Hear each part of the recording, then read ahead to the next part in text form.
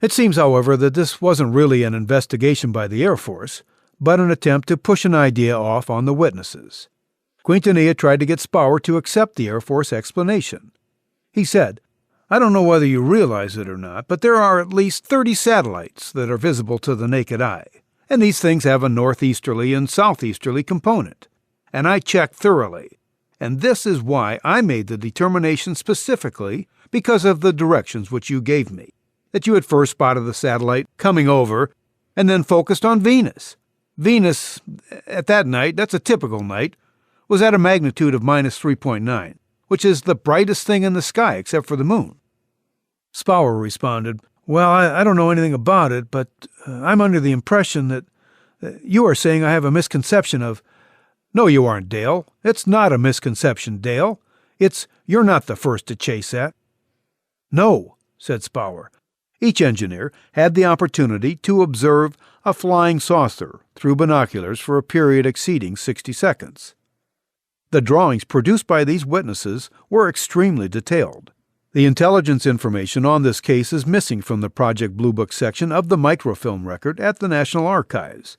However, Maccabee has found the original interviews, etc., in the Office of Special Investigations section of the microfilm record, and has published the information along with some supplementary weather data.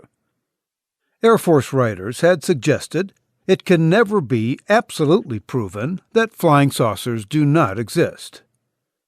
This would be true if the data obtained were to include complete scientific measurements of the attributes of each sighting, as well as complete and detailed descriptions of the objects sighted. It might be possible to demonstrate the existence of flying saucers with this type of data, if they were to exist. So now we see the problem they had. Explain the sightings with incomplete data, or so they would have us believe. But as Maccabee pointed out, Case 10 had the very attributes the Air Force suggested didn't exist. There were qualified witnesses, that is, 2 aeronautical engineers, who had ample opportunity to observe the craft through binoculars. This wasn't a case, such as the Charles Woodard sighting, in which the object flashed by. This was a case where minutes passed as the observation continued, enabling the witnesses to take notes. In fact, what we see from this report is that there is too much information to allow investigators to find a plausible explanation.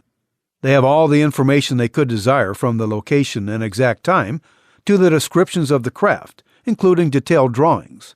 No natural phenomena is going to explain it. Nor will it be eliminated as a misidentification of military or civilian aircraft. It will remain unknown. To eliminate it, then, it is combined with other cases in which there is no good plausible explanation. All the information is correlated, and an attempt is made to produce a single type of flying saucer.